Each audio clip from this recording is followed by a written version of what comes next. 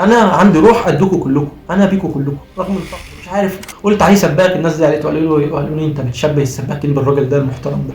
يا جدعان انا مش اقصد ان السباكين دي حاجه وحشه، انا اقصد ان هو يعني فيتوريا ده يعني ليه يشتغل اي حاجه تانية غير ان هو يبقى مدرب كره قدم. خلاص محمد صلاح من اسوأ الماتشات اللي شفتها لحمدي فتحي في حياتي، ومش الماتش ده بصراحه لوحده، يعني حمدي فتحي البطوله دي يعتبر ما جاش، مش هو حمدي. مروان عطيه النهارده كان محارب، كان ماسح نص الملعب حرفيا، كان واكل الملعب ده رايح جاي وعامل كل حاجه في الكوره لوحده. حتى في الشوط الثاني لما الكلام ده لازم صلاح يكون موجود معاك في الملعب، ما ينفعش يسيبك كده في نص الطريق ويمشي، لكن في اي وقت ممكن يجيب لك جول، في اي وقت ممكن يخلص الماتش. يعني زي ما شفنا كده الهدف اللي هو جابه ده هدف ايقوني مستفز جدا. يا جدع انت صاعد اول، يا جدع انت يعني غريب جدا، صاعد اول، صاعد اول مجموعه، الماتش ملوش اي اهميه بالنسبه لك، على اعصابك تاني ولا اكنك سجلت هدف، فلما يحسبها هدف تفرح فرحه اكتر من الفرحه اللي انت فرحتها في الهدف. فعلى ما ترجع من الفرحه وتقعد وتبدا تتفرج على الماتش تلاقي لبست الهدف الثاني، هدف التعادل. طب يا جدعان انت مش متخيل كده، ان انت مش حاسس كده ان البطوله بتقول لك لا انا بتاعتك؟ طبعا بقى نمسك كده المنتخب واحده واحده ونقيم اللعيبه. الشناوي يعني الشناوي مهزوز بشكل كبير وبيقدم واحده من اسوأ النسخ اللي شفتها للشناوي بصراحه مع منتخب مصر. يعني ممكن واحد يقول لي بس يا عم الشناوي ما يسالش عن الاهداف اللي بتيجي في منتخب مصر، اقول لك عندك حق، فهو مش غلطان بخطا مباشر في المباراه اللي تخلي كل الناس تشوفها، بس انت الشناوي واقف تحت الجون تحت العارضه مهزوز، مش هو ده الشناوي. يعني الشناوي بياخد قرارات كده غريبه، وفي ماتش اللي فات قدام غانا في اخر المباراه برده طلع بشكل غريب جدا وشاط الهواء، يعني ربنا ستر ان الكره عدت وما تسجلش فينا الهدف الثاني. وبرده في ماتش امبارح نفس الغلطه من الشناوي في الهدف الثاني لفريق كاب فيردي، طلع برده صد الكره بشكل غريب كده وحطها في الارض، لان الكره كانت ضعيفه وكان يقدر يمسكها، حطها في الارض المدافع صبر وفضل يعدي ويهوش لحد ما حطها وسجل هدف التعادل بفضيحه. يعني خلاص انت المفروض سجلت هدف التقدم وهدف الفوز وهدف الصعود، مش عارف تحافظ على المباراه لمده دقيقتين. يعني كارثه دفاعيه بشكل غير طبيعي، مش دفاع بس، يعني المفروض انت الفريق كله تحت الكوره، فده كل الفريق بيحلق، يعني مفيش حد بيضغط. الظروف اللي حصلت في الماتش وانك تسجل هدف قاتل في الوقت الضايع خرج اللعيبه كلها من تركيزها. نيجي بقى لمين؟ لمحمد هاني. محمد هاني كان بيقدم مباراه يعني متوسطه، يعني مباراه مش سيئه لمحمد هاني، مباراه كويسه من محمد هاني، يعني ما يسالش عن اي خطا دفاعي في المباراه.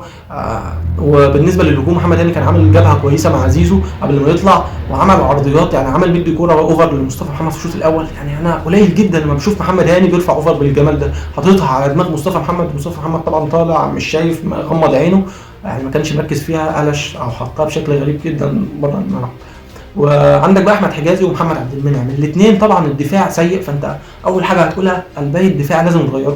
بس الفكره مش في قلب الدفاع، يعني الفكره مش في احمد حجازي كشخص. احمد حجازي انا بشوفه يعني الكره واحد على واحد بيضغط وحاطط ومركز وبيلعب يعني مثلا هتقول لي ده كان راجع من صليبي ورجله فكه ورجله، لا هو دي مش مؤثره عليه. احمد حجازي بيجري وموجود وبيضغط وبيقاتل على كل كوره، وكذلك محمد عبد المنعم.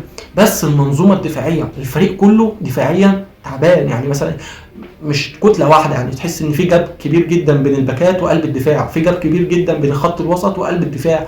يعني الفريق الوينجات ما بتدافعش بشكل كافي مع الباكات، في ازمه، يعني في خلل. كل ده اللي طبعا اللي يسال عليه فيتوريا، المدرب قاعد على الخط يعني بيقول ايه، انا هناكل ايه النهارده، يعني ده كل اللي في دماغه، احنا هناكل ايه النهارده، يعني مش في دماغه كوره اصلا، جاي فاصل الكوره خلاص. نيجي بقى لاحمد فتوح. احمد فتوح بصراحه كده كان يعني الكل كان بيقول فين فتوح، نقول لهم فتوح ما بيلعبش، الناس تقول لك يا عم فتوح ما بيلعبش بقاله سنه في الزمالك، يجربوا ماتش حتى وبعدين يوريه للناس. اوريها للناس الشوط الاول احمد فتوح ما جاش اصلا، ما جاش من مصر. احمد فتوح يعني بيقدم واحده من اسوأ الماتشات اللي شفتها لاحمد فتوح مع منتخب مصر. عشان كده يعني الحسنه الوحيده اللي فيتوريا عملها طلع احمد فتوح ونزل محمد حمدي رغم ان هو كان سيء الماتشات اللي فاتت كلها، الا انه راجع والماتش ده نازل، يعني لما قعد على دكه كده وشاف المباراه من بره نازل عنده حماس وعنده روح وتركيز، يعني كان كويس في الشوط الثاني بصراحه مع محمد حمدي. نيجي بقى لمين؟ خط الوسط مروان عطيه. في ناس كتير ممكن تكون بسبب بقى ان الدفاع فيه مشكله وان تتسجل فينا هدفين وتريزيجيه طبعا خد الاضواء كلها، فالناس تنسى دور مروان عطيه النهارده كان محارب، كان ماسح نص الملعب حرفيا، كان واكل الملعب ده رايح جاي وعامل كل حاجه في الكوره لوحده. حتى في الشوط الثاني لما المدرب سحب حمدي فتحي وهاجمنا كلنا، حتى امام عاشور طلع لقدامه، بقى مروان عطيه لوحده كان مكفي بصراحه. نيجي بقى لمروان نيجي بقى لحمدي فتحي. انا مش عارف، حمدي فتحي من اسوأ الماتشات اللي شفتها لحمدي فتحي في حياتي، ومش الماتش ده بصراحه لوحده، يعني حمدي فتحي البطوله دي يعتبر ما جاش، مش هو حمدي فتحي اللي احنا نعرفه، مش هو حمدي فتحي منتخب مصر، ومش هو حمدي فتحي النادي الاهلي قبل ما يروح قطر. ف... فحمدي فتحي لازم يراجع نفسه في الماتشات اللي جايه، ويدوس على نفسه اكتر ويركز اكتر في الملعب، ويحاول يبقى يعني معانا اكتر من كده، عشان احنا محتاجينه، عشان ما عندناش يعتبر غير مروان عطيه. طبعا النين البقاء لله يعني. البقاء لله في تيتا. مش عايز تروح تشوف تيتا في لندن انت كمان؟ اسمعني يعني. نتكلم عن امام عاشور. امام عاشور ما شاء الله بيجي في اخر تلت ساعه من المباراه وبيتحول. كل اللعيبه بتبدا طبعا المجهود بتاعها بيقل والبدني بتاعها بيقع. امام عاشور اللي انت ممكن تشوفه من اول وهله كده، واحد ما بيعرفش امام عاشور يقول لك اللاعب ده تحسه كده ني، يعني اللي هو بدني بتاعه واقع. لكن امام عاشور بياخد الكوره في اخر المباراه ويجري ويعمل سبرنتات ويدوس ويعدي من الناس، يعني قوه بدنيه، ورغم كده بيحط جسمه معاهم وبيعدي وبيلعب كوره طوليه بشكل مبدع وبيسدد وبيعمل خطوره. يعني امام عاشور بصراحه ياخد 8 من 10 في الماتش امبارح. ونيجي بقى للخط الامامي، عندك عمر مرموش ما كانش في افضل حالاته، مصطفى محمد بعيد عن الجول اللي سجله ما كانش في افضل حالاته، ضيع يجي 4-5 فرص كده. ده في كوره كانت في اخر المباراه في الوقت الضايع قبل ما يسجل هدف على طول، كانت الكوره خلاص نازله تقريبا قدام احمد حجازي ولا مش فاكر قدام مين، بدل ما خلاص احمد حجازي هيشوط الكوره في الجول، اما مصطفى محمد واخد من قدامه الكوره ضاعت، وبعدها على طول سجل هدف الفوز التقدم يعني. ولكن مصطفى محمد يعني على راي علي محمد علي بيضيع الكور السهله، ولكن في اي وقت ممكن يجيب لك جول، في اي وقت ممكن يخلص الماتش، يعني زي ما شفنا كده الهدف اللي هو جابه ده هدف ايقوني يا جدعان. الهدف ده مش سهل، فككم ان هو رايح انفراد بقى والمفروض يجيب بقى، طبعا ما ينفعش يضيعها، بس الكوره فيها صعوبه بشكل مش طبيعي. الكوره بعد ما ملعوبه قويه من تريزيجيه وخلاص، هو بيجري كده طولي في الاتجاه الماما، الكوره جاله يعني راح عرض شبه اللي هي ايه، راح باتجاه عرضي اكتر، مد ايده وفرد جسمه وجابها. كان ممكن طبعا تبقى فعلا، كان ممكن طبعا يبقى فيها لمسه يد، ولكن ربنا ستر. ولكن فردة جسمه وان هو حط الكرة قدام المرمى، وان هو يروح بسرعته للمرمى، دي كلها عايزه لاعب ذهنيا فايق، ذهنيا مركز، امكانيات عاليه، بولدوزر فعلا زي ما بيقولوا.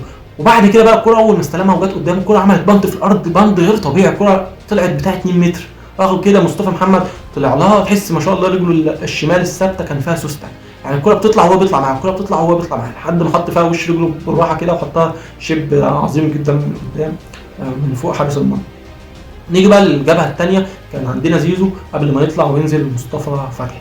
زيزو يعني كان بيقدم مباراه كويسه جدا، ولكن فيتوريا ده يعني مش عارف، قلت عليه سباك، الناس زعلت وقالوا لي انت بتشبه السباكين بالراجل ده المحترم ده. يا جدعان انا مش اقصد ان السباكين دي حاجه وحشه، انا اقصد ان هو يعني فيتوريا ده يعني ليه يشتغل اي حاجه تانية غير ان هو يبقى مدرب كره قدم. خلاص محمد صلاح راح في قال لك انا هروح ليفربول، وقال لك مش هلعب مش عارف، ما تلاقي زيزو جناح، هو حطه جناح وكل الكلام الحلو اللي احنا عارفينه، ولكن تكتيكيا في الملعب زيزو ما بيلعبش جناح. زيزو عمال يضم في قلب الملعب، يا اما يضم جوه كمهاجم تاني. طب ماذا بعد؟ يعني احنا في الشوط الاول شايفين الجبهه الشمال فيها مرموش وفيها احمد فتوح وفيها امام عاشور، وطبعا كان بيميل عليهم حمدي فتحي اوقات ومصطفى محمد. هيصه وفي حلول وفي باص وحلول. نبص على الجبهه الثانيه عشان يعني خلاص اتزنقنا هنا بقى، عايزين نعكس الملعب، مش لاقيين حد، لاقيين زيزو داخل ضامن، ومحمد هاني كده بيطلع على استحياء كده، طبعا هو طالع لوحده، واخد جبهه لوحده. متخيل لما تطلع جبهه لوحدك اكيد مش هتسد فيه، مفيش. الجبهه الثانيه مش موجوده تماما، جبهه معدومه، يعني تحس ان فيتوريا ده عجان خباز طبال، المهم مالوش علاقه بكره القدم. ففضل كده زيزو على الحال ده، والمفروض زيزو كان بيلعب لنا عرضيات لمصطفى، كان محمد هاني اللي قايم بالدور ده. زيزو يعني اعتقد ما لعبش الا ركنيات تقريبا عشان يطلعوا فيتوريا وينزل مصطفى فتحي طبعا برضو ما قدمش اضافه قويه جدا، ولكن نزل عنده دوافع جديده وعنده حماس وحاول يعدي وحاول، بس ما اقدرش اقيمه يعني في الماتش ده. وزيزو برضو مظلوم، يعني ما لعبش بالشكل اللي هو متعود عليه ان هو يروح وكده. حتى كان الفرص اللي بتجيله زيزو طبعا معروف ان هو في الزمالك بياخد على يمينه وبيلعب الاوفر، بياخد على يمينه وبيلعب اوفر، بيضم في قلب الملعب وياخد على يمينه وشوط. كان معظم الفرص اللي جت لزيزو كان دايما بتجيله على الشمال، فطبعا ما بيقدرش اللي هو يستخدم رجله الشمال زي ما بيستخدم رجله الشمال، يعني زي ما بيستخدم رجله اليمين، ما هوش شيكابالا يعني. فعشان كده تلاقيه يعني في كوره جت لزيزو بصها لامام عاشور، امام عاشور حطها ببطن رجله في السما دي، كان ديت المفروض زيزو اللي يشوط من الاول، بس لو هو لعب اشول يعني، لو هو شيكابالا مثلا كان خطها ببساطه جدا بوش رجله او ببطن رجله في البعيده جول خلصانه، يعني كان الدفاع محدش ضغط عليه. ولكن يعني ده غباء برضه من روي فيتوريا. انا والله صوت رايح من الماتش، يعني مش متخيل السيناريو اللي حصل ولا الاحداث اللي حصلت في الماتش. يعني انا جنون يا جدعان، جنون. الواحد مسك في الحيطه من كتر الفرحه وقعد يخبط وجون وجون. لسه برجع اقعد في مكاني، ده ممكن تتلغي بسبب الفار. نبص على الفار، كرة صعبة جدا يعني. انا لو مكان الحكم مش عارف اخد القرار، بيفكك بقى ان انا بشجع منتخب مصر، لا يا عم مش في ايده. كرة صعبة يعني، الكرة انا لحد ما الحكم خد القرار انا مش عارف هو هيقول ايه، بسبب ان انا مش متاكد يقيني هي جت في ايده ولا ما جاتش في ايده. الكرة صعبة، فانت يعتبر خلاص بقى على اعصابك تاني، ولا اكنك سجلت هدف، فلما يحسبها هدف تفرح فرحة اكتر من الفرحة اللي انت فرحتها في الهدف. فعلى ما ترجع من الفرحة وتقعد وتبدا تتفرج على الماتش، تلاقي لبست الهدف التاني، هدف التعادل. طب يا جدعان، يا جدعان احنا كده يا جدعان بره البطولة، ايه ده؟ وتقعد بقى تتعصب تبص على نتيجة الماتش تاني تلاقيها 2-2. ازاي ده كان 2-0 كده؟ سبحان الله. موزمبيق تقلب الماتش في دقيقتين، في 3 دقائق تسجل هدفين، وهي اصلا ملهاش مصلحة ان هي تسجل هدفين، ولكن هم كده ناس لعبت للاخر. زي برضه ما كان فيردي لعب للاخر، فريق مستفز جدا. يا جدع انت صاعد اول، يا جدع انت يعني غريب جدا، صاعد اول، صاعد اول مجموعة، الماتش ملوش اي اهمية بالنسبة لك، بيقاتلوا ومتعصبين قوي ان هم دخل فيهم الهدف الثاني، وبيروحوا وبيجوا وبيلتحموا وبيعملوا مهارات وثقه وكل حاجات غريبه في الكوره يعني. ولما يسجل هدف التعادل يفرح ولا كانه خد الكاس. يا جدع ده انت عيب عليك يعني. راعي شعور 105 مليون بني ادم بيتفرج عليك، قلبهم في ايديهم يعني، مش عارفين نعمل ايه بصراحه. ولكن مباراه كارثيه دفاعيا، حماسيه بشكل غير طبيعي. سيناريوهات لو بتتكتب في الافلام مش هتكون بالجمال والحلاوه اللي احنا شفناها امبارح يعني. بصراحه انا مش عارف اقول ايه اكتر من كده في المباراه. ولكن تريزيجيه اتكلمت عليه في اول فيديو، لازم اتكلم عليه في اخر الفيديو. الراجل ده يا جدعان بينزل الملعب معاه روح لوحده يعني. هو نازل الملعب كده تبديل، انا عندي روح ادوكوا كلكم، انا بيكوا كلكم، رغم ان طبعا الفريق كله رجاله، بس انا بتكلم عن الحماس اللي بينزل. اللاعب بينزل بيضيع ويحاول لحد ما يسجل هدف التعادل والهدف الاول بشكل جنوني يعني. وبعد كده يفرح يلا نسجل الثاني. بعد كده الدنيا تهدى شويه لحد ما المدرب حد يقول له يا جدع غير، يا جدع غير، نبوس ايدك، عايزين نرجع الحماس تاني. انت الحماس ما بيرجعش الا بنزول لعيبه، تجديد الدوافع، نزل. فيقوم مغير تغييرات وينزل كهربا، وينزل مصطفى فتحي، ينزل دوافع جديده. كهربا اللي لازم يضيع 4 فرص عشان يجيب جون يعني. مش عارف كان بيعمل ايه في الكره اللي هو شاطها لما او ما شاطهاش. المفروض كان نيته ان هو يشوطها بس. يلا لو كنا خسرنا يا كهربا، يا كهربا. هو مصطفى محمد قدم ماتش كارثه، ولكن ربنا بيحبه، هو مجتهد وما بيبخلش بنقطة عرق وبيلتحم في كل كورة يعني. هو مصطفى كان فعلا بيجيله وضعيات كتير هو اللي بيخلق لنفسه، بيطلع ويلتحم وياخد مكانه، وكور صعبة اصلا بتبقى ملعوبة صعبة ويطلع ويحاول، فانت بتتعصب مشدود فتقول ايه يا عم دي صعبة. هي في الحقيقة انت لو تبص لها صعبة، الراجل بيكافح على الكورة، ولكن هو ضيع برضه كور سهلة شبه الكورة اللي كانت ملعوبة له بالعرض من امام عاشور تقريبا او من تريزيجيه مش فاكر، واللي هو حطها الكورة السهلة ديت في دقيقة 85 او 86. ولكن مجملا الماتش هجومي كويس بالنسبه لمنتخب مصر، دفاعيا كارثه، وده مش الماتش الوحيد. وماتش خلص يعني 2-2 النتيجه، والمباراه الثالثه يعني مصر جايه البطوله انا هتعادل معاك 2-2 يعني. مصر ممكن لما تلعب بقى تاني المجموعه السادسه اللي هي مجموعه سهله بالمناسبه يعني، باستثناء طبعا لو المغرب عملتها وقابلتنا وخدت تاني وقابلتنا يعني. ف فانت هتلاعب الماتش الجاي هيبقى سهل، بس هتتعادل 2-2 برضه، هتكسب ضربات جزاء ان شاء الله، هتتعادل برضه 2-2 وتكسب برضه ضربات جزاء، ما هي شكلها كده يعني 2-2. طبعا في سيناريو غريب جدا لازم اكيد ما نساهوش قبل ما اقفل معاكم في الفيديو، ان منتخب البرتغال في 2016 صعد من المجموعه بعد ما تعادل في ال3 ماتشات وخد 3 نقاط من المجموعه، وصعد وخد البطوله. فدي طبعا ان شاء الله بشرة خير. وطبعا في واحد يقول لي يا عم انت بتقول ايه؟ طب احسبها كده مع نفسك يعني، انت الظروف السيناريو اللي حصل تصعد وتاخد 3 نقط بعد ما تتقدم في الوقت الضايع، يقوم داخل فيك هدف التعادل، فخلاص انت بره البطوله بحسابات يعني النقاط وكده. تبص تلاقي موزمبيق اللي هي اصلا ملهاش اي فرصه في الصعود تسجل هدفين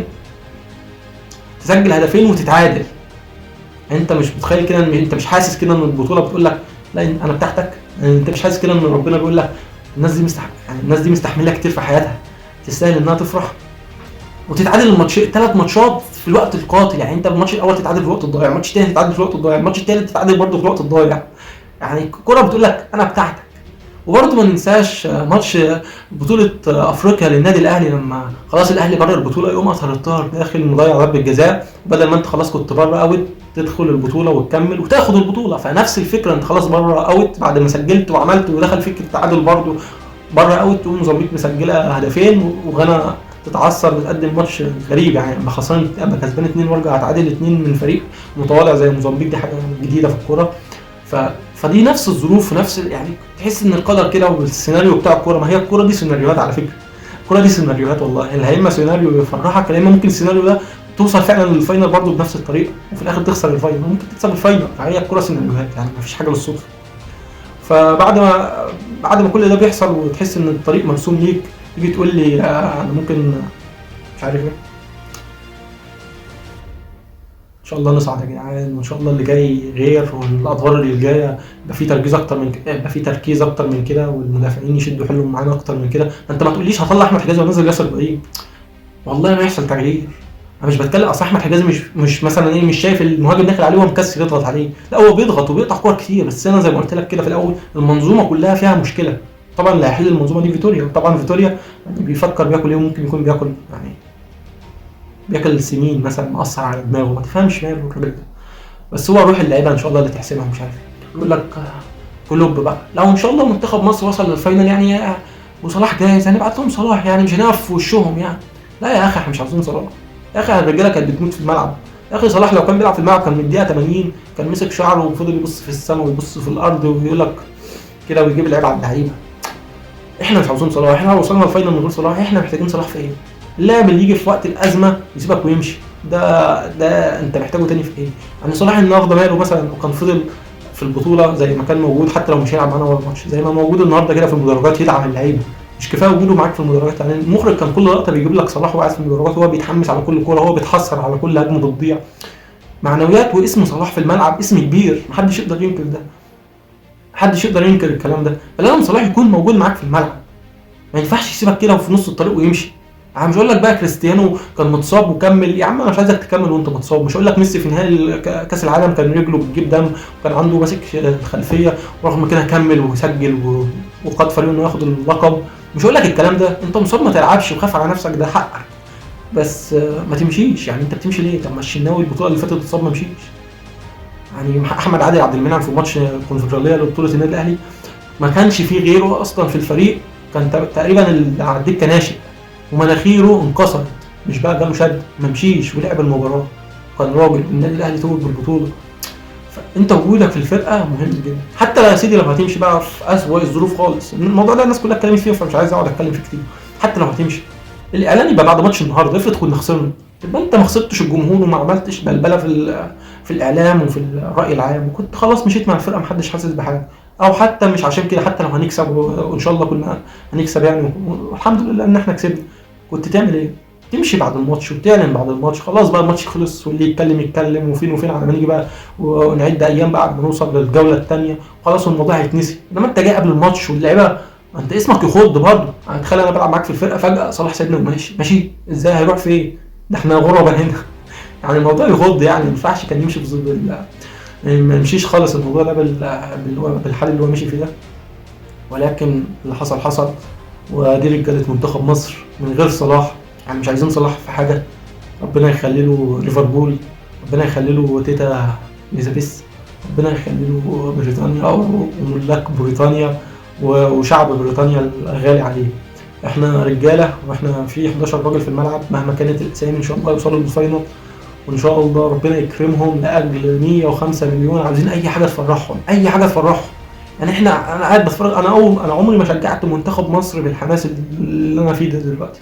انا صوتي راح والله العظيم، صوتي راح. انا عمال اقوي في صوتي عشان الصوت يظهر في الفيديو، بس خلاص صوتي راح، اتقتل يعني. الماتش كان خدك وجابك، خدك وجابك وعشمك ورجع خد ده منك ورجع عشمك ورجع خد الامل منك، حاجه غريبه، سيناريوهات عجيبه. ولكن هي دي حلاوه كره القدم يعني. بذمتك لو كنا كسبنا 3-0 وصعدنا، ايه الحلو في كده؟ لازم كده يبقى في حماس، ولازم يبقى في خد وهات وانتش واجري. فمش عايزين نتكلم عن صلاح اكتر من كده، وطولت عليكم. ان شاء الله نتكلم ونشوف المجموعات الجايه اللي هيحصل فيها، والقرعه تعمل معانا ايه، ونشوف المنتخبات العربيه، وان شاء الله يعني حظ موفق لتونس والمغرب والجزائر في الماتشات اللي جايه، كلهم يصعدوا ان شاء الله، وتبقى كده القرعه معانا احنا الاربعه سهله ولذيذه، ونصعد لابعد نقطه ونتقابل في المربع الذهبي ده ان شاء الله يعني. لو حصل الموضوع صعب بس نتمنى يعني، ونوصل لبعيد جدا في البطوله. وبس كده، نشوفكم بقى في فيديو جديد. ولكن ما تنساش لايك شير كده عشان كل ده بيفرق معايا، وتشترك في القناه على اليوتيوب وتتابعنا على الفيسبوك لو انت اول مره تتفرج عليا. الله اشوفكم في فيديو جديد، السلام عليكم.